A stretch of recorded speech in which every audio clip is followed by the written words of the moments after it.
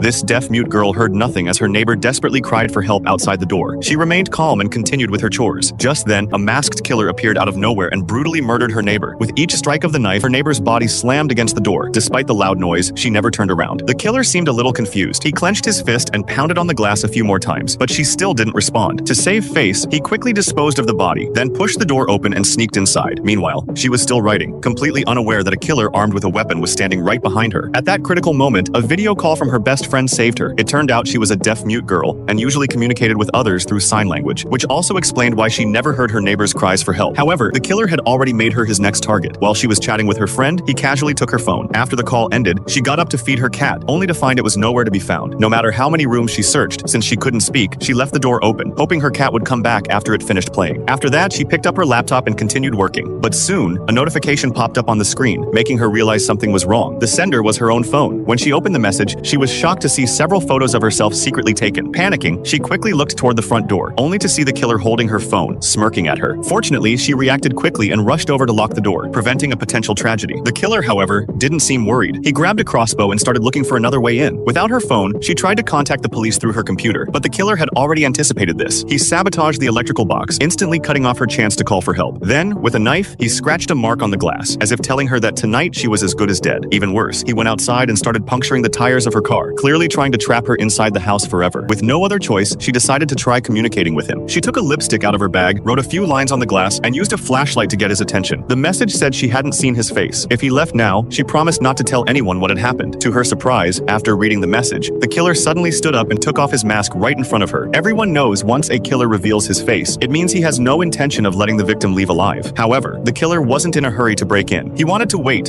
until her mental defenses completely collapsed so he could enjoy the game even more.